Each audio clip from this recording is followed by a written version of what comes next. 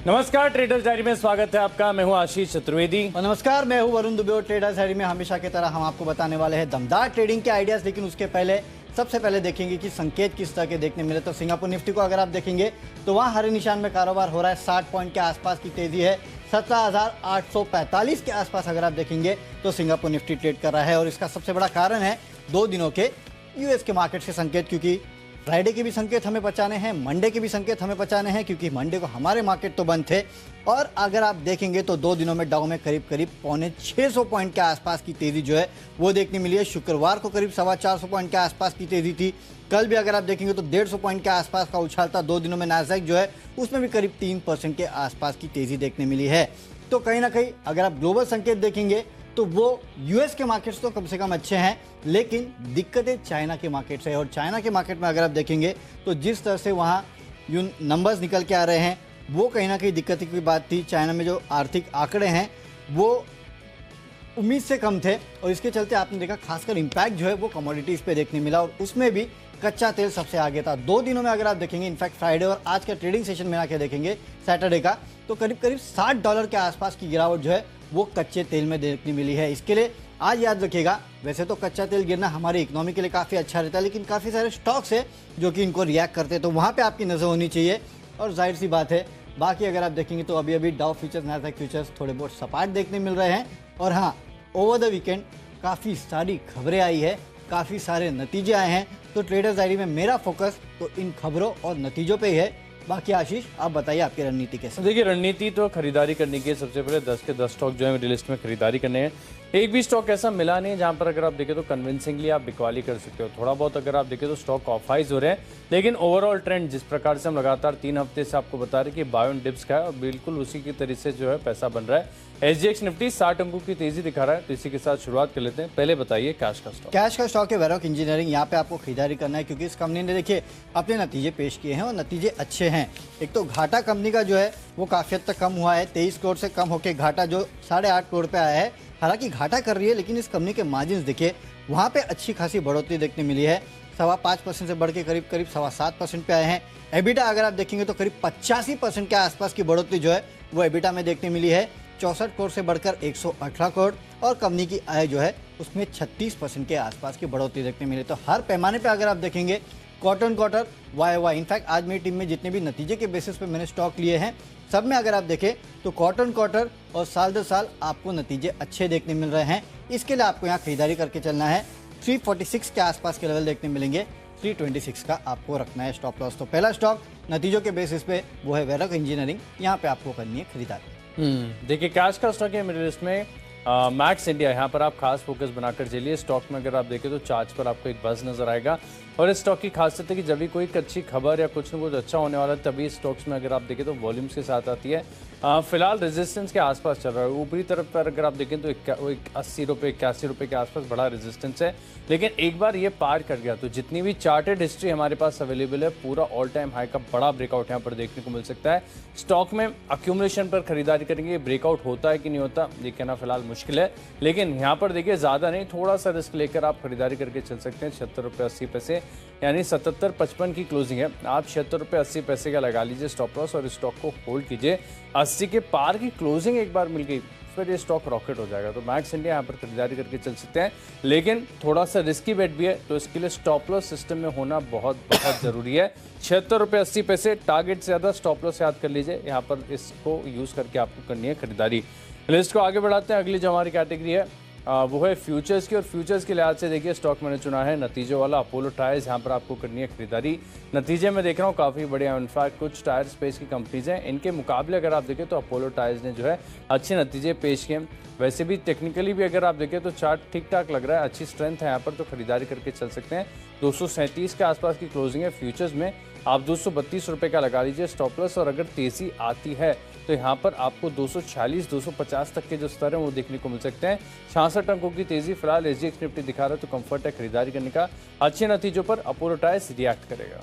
चलिए, मेरे तरफ से फ्यूचर में एक बिकवाली का कॉल है, वो है ओएनजीसी का। देखिए ओवर द वीकेंड इस कंपनी के नतीजे हैं, नतीजे कोई ज़्यादा खराब नहीं है, नतीजे ठीक ठाक ही मिले जुले नतीजे, उसमें कोई दिक्कत की बात है नहीं। लेकिन पिछले 2 दिनों में अगर आप देखें कच्चा तेल $60 जो है कच्चा तेल फिसल चुका है, तो इसका इम्पैक्ट आपको ओएनजीसी पे देखने मिलेगा। तो नतीजों से ज़्यादा कच्चे तेल का इंपैक्ट देखने मिलेगा। इसके लिए मैंने यहाँ पे ओएनजीसी को शॉर्ट करने की सलाह दे रहा हूँ। ओएनजीसी को आप बेच सकते हैं। जिस तरह से चाइना की दिक्कतें हैं, कहीं ना कहीं उसका इंपैक्ट जो है अक्रॉस कमोडिटी शायद आपको देखने मिलेगा। कल भी अगर आप देखते हैं ओवरनाइट, तो यूएस का जो मेटल इंडेक्स था वहाँ पे भी 2% के आसपास की गिरावट देखने मिली है।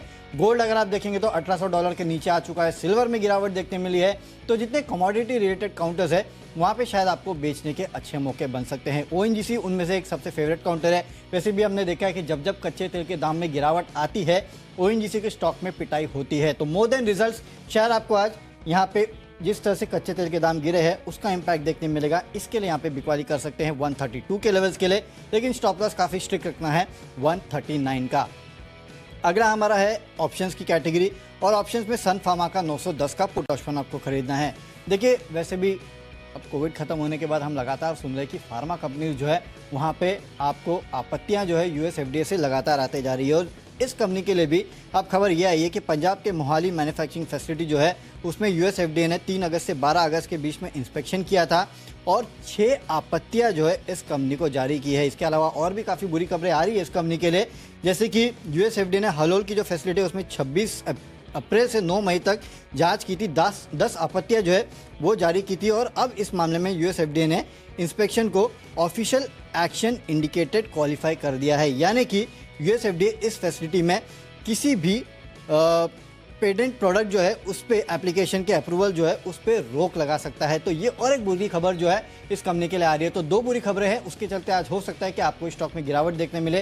फ्राइडे को भी हल्की फुल्की गिरावट इस काउंटर में थी, यहाँ से और गिरावट हो सकती है। इसके लिए 910 का जो पुट ऑप्शन है वो आपको खरीद के चलना है। करीब 20 रुपये के आसपास के लक्ष्य देखने मिलेंगे। 13 रुपये का स्टॉप लॉस होगा। अगर खुलते से ही 20 रुपये के आसपास आ जाए ये ऑप्शन, तो आप अपना स्टॉप लॉस और टारगेट जो है उसको ट्रेल करके यहाँ पे ट्रेडिंग कर सकते हैं। आज सन फार्मा में हो सकता है दबाव, इसके लिए यहाँ पे करनी है आपको बिकवाली। देखिए, ऑप्शंस के माध्यम से खरीद रहा हूँ जेएसपीएल, यहाँ पर कॉल ऑप्शन आपको खरीदना है।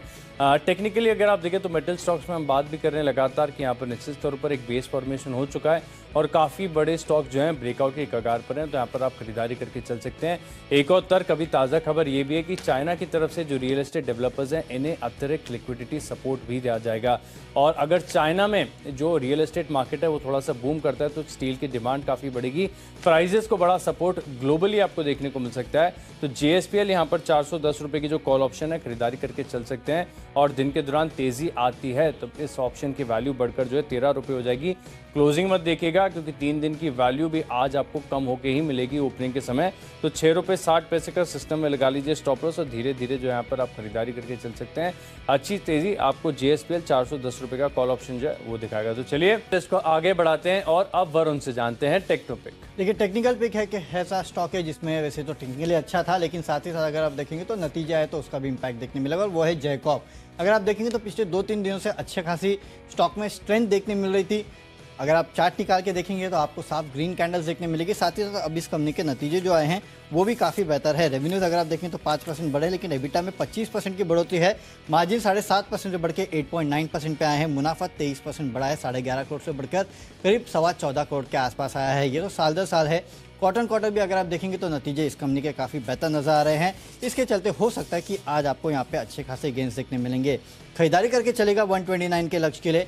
122 के आसपास का आपको एक स्ट्रिक्ट स्टॉप लॉस रखना है। स्ट्रिक्ट स्टॉप लॉस इसके लिए कह रहा हूँ कि पिछले 2 दिनों में स्टॉक में थोड़ी बहुत तेज़ी भी देखने मिली है, तो इसके लिए स्टॉप लॉस काफ़ी स्ट्रिक्ट रखिएगा। लेकिन टेक्निकली स्ट्रेंथ नजर आ रही है, लग रहा है कि यहाँ से थोड़ी बहुत और तेज़ी जो है आपको देखने मिल सकती है। इसके लिए जैकॉब में करनी है खरीदारी। टेक्निकली जो स्टॉक मुझे पसंद आ रहा है वो है दिग्गज, डीमार्ट, एवेन्यू सुपरमार्ट्स। यहाँ पर आप करके चलिए फोकस। लंबे समय के बाद अगर आप देखें तो चार्ज पर ब्रेकआउट के संकेत सामने आ रहे हैं और अच्छे स्टॉक जो फंडामेंटली बहुत ही बेहतरीन कंपनी है इनमें डाउ थियरी बहुत अच्छी तरीके से काम करती है। लगातार हर शो में जो है एक स्टॉक ऐसा लेकर आ रहे हैं जो प्राइमरी ट्रेंड के बाद सेकेंडरी ट्रेंड में आया था। वहाँ से अगर आप देखें तो दोबारा जो इनिशियल ट्रेंड है इसकी ओर ये स्टॉक जो है अग्रसर हो रहा है, आगे बढ़ता जा रहा है। तो डीमार्ट यहाँ पर आपको करनी है खरीदारी और यहाँ पर देखिए अच्छी तेज़ी भी देखने को मिली थी। इनफैक्ट शुक्रवार के सत्र में देखें तो थोड़े से इनिशियल स्पाइक के साथ भी बंद हुआ। अब प्रीवियस पी के टच कर पाएगा, जो इसका ऑल टाइम हाई कर पाएगा कि नहीं कर पाएगा ये डाउट है, लेकिन मैं मान रहा हूँ कि आप अब 12 महीने का समय देंगे तो 15% के रिटर्न यानी 5100 रुपये तक जो ये स्टॉक है बड़ी आसानी तक जा सकता है। फंडामेंटल्स पर तो किसी को कोई संदेह नहीं होगा और टेक्निकल्स भी बहुत अच्छी तरीके से अब सपोर्टिव होते जा रहे हैं। ऐसा लग रहा है कि जो करेक्शन का फेज है अब पूरा हो गया है। तो डीमार्ट, एवेन्यू सुपरमार्ट, यहाँ पर 1 साल का व्यू बनाकर आप 5100 रुपये के लक्ष्य के लिए कर सकते हैं अच्छी तरीके से खरीदारी। लिस्ट को आगे बढ़ाते हैं। अगली जो हमारी कैटेगरी है वो है फंडा पिक, और फंडा पिक के लिहाज से नतीजे वाला स्टॉक मैंने चुना है LG इक्विपमेंट्स। यहाँ पर आपको करनी है खरीदारी। ये स्टॉक मुझे आता था कि कई बार मैंने आपको टेक्नो पिक के तौर पर बताया था, क्योंकि यहाँ पर बहुत ही लंबे समय का अगर आप देखें तो राउंडिंग बॉटम फॉर्मेशन देखने को मिला है और स्टॉक अब ऐसा हो गया कि लगातार काफ़ी दिनों तक एक तरफा तेज़ी दिखाता है। इस कंपनी के नतीजे आए, नतीजे मुझे अच्छे लग रहे हैं। नतीजों के विश्लेषण के चलते मैंने इसे फंडा पिक के तौर पर शामिल किया है। तो यहाँ पर मैं मान रहा हूँ कि बड़ी आसानी से आपको 20 रुपये तक की जो अपसाइड है वो देखने को मिल सकती है, यानी 450 रुपये की स्टॉक की क्लोजिंग है।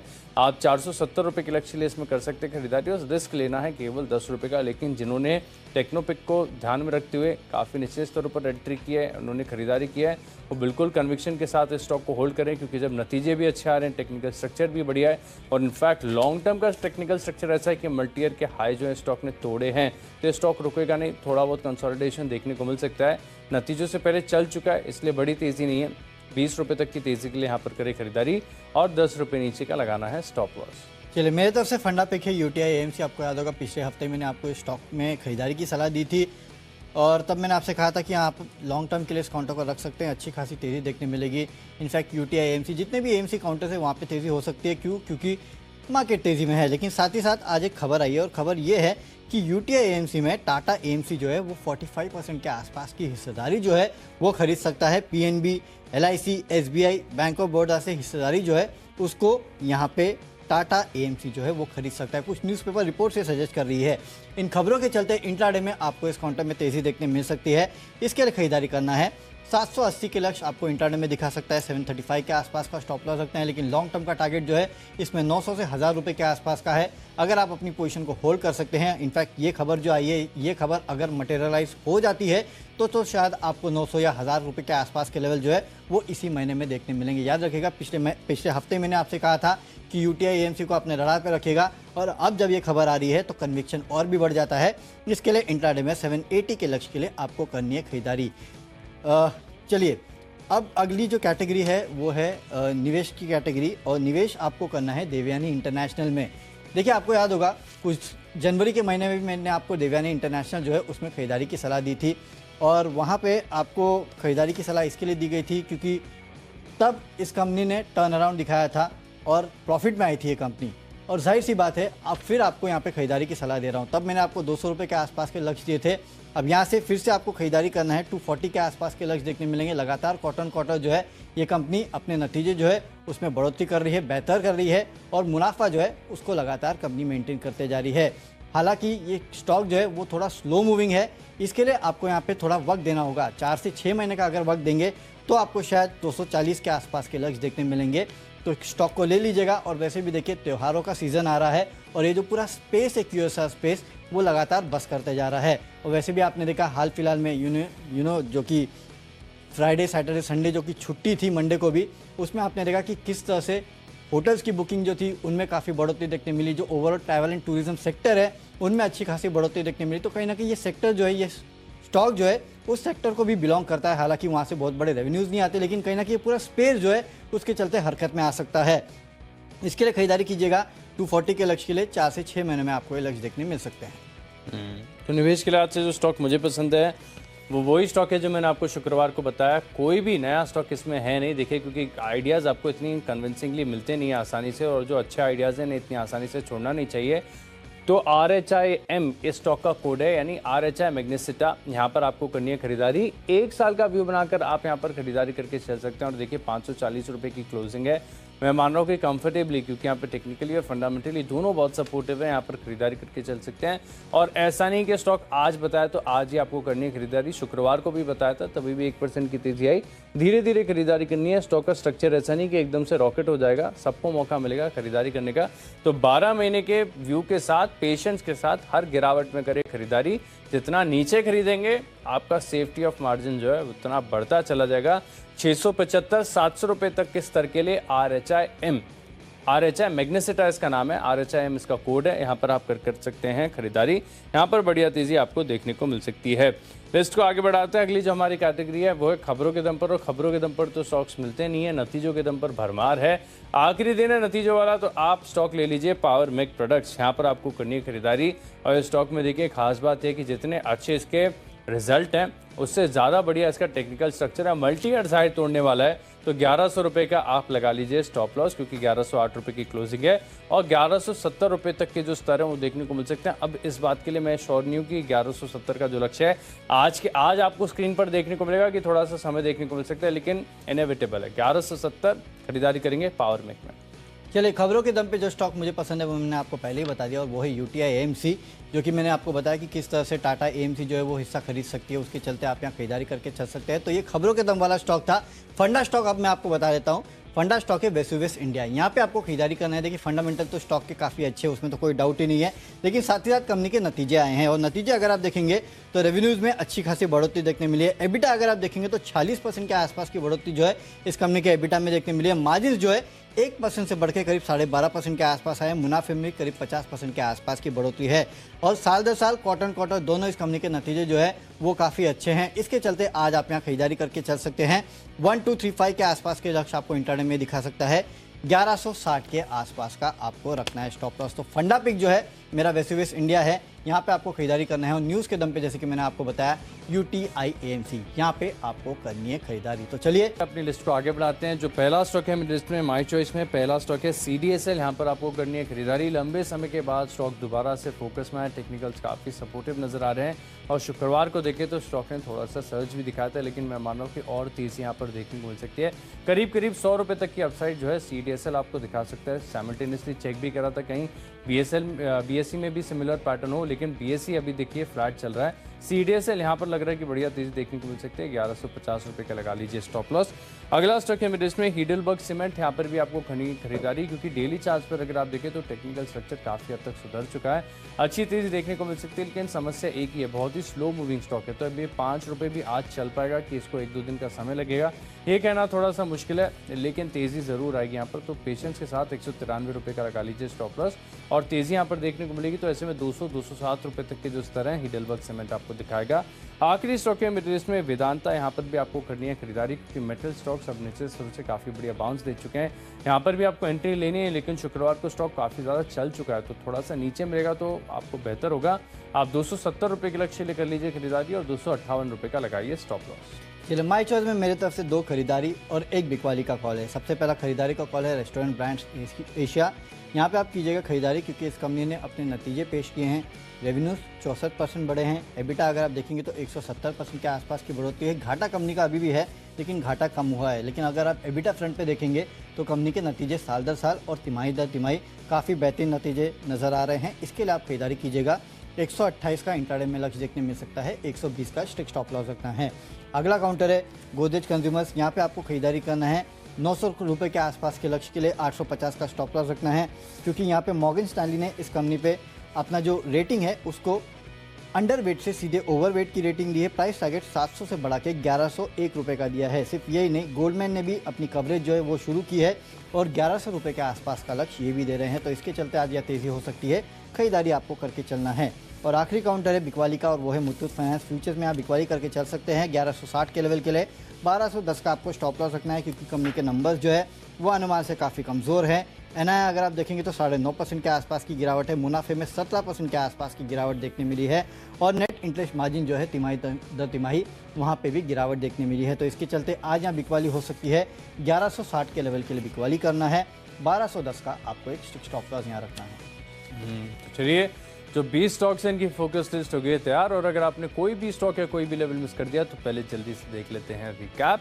कैश का स्टॉक है मेरे लिस्ट में मैक्स इंडिया 80 रुपये का लक्ष्य है। अपोलो टायर्स अच्छे नतीजों के चलते तेजी आएगी, 240 रुपये का लक्ष्य है। और मेटल स्टॉक्स में बढ़िया रिबाउंड है। JSPL 410 रुपये का कॉल ऑप्शन खरीदेंगे 13 रुपये के लक्ष्य के लिए। टेक्निकली बढ़िया लग रहा है डीमार्ट नतीजे बढ़िया हैं एलजी इक्विपमेंट्स के, और निवेश के लिहाज से खरीदना है RHIM यानी RHI मैग्नेसिटा।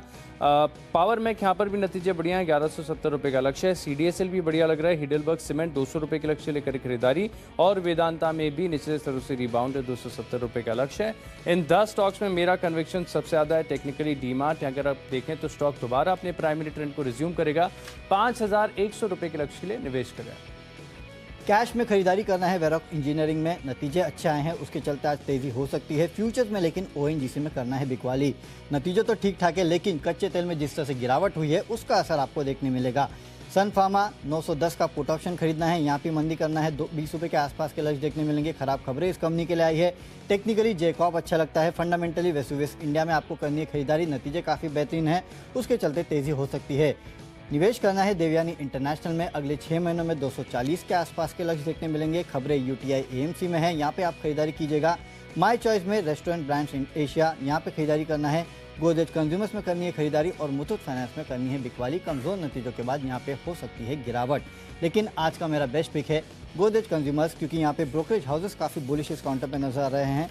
मॉर्गन स्टैनली ने यहाँ पे अंडरवेट से ओवरवेट का कॉल दिया है, प्राइस टारगेट 700 से बढ़ा के 1100 का किया है, और गोल्डमैन ने भी कवरेज शुरू किया है और 1100 रुपये के आसपास के लक्ष्य दे रहे हैं। तो इसके चलते आज गोदरेज कंज्यूमर्स दिन भर फोकस में रह सकता है, अच्छी तेजी बन सकती है।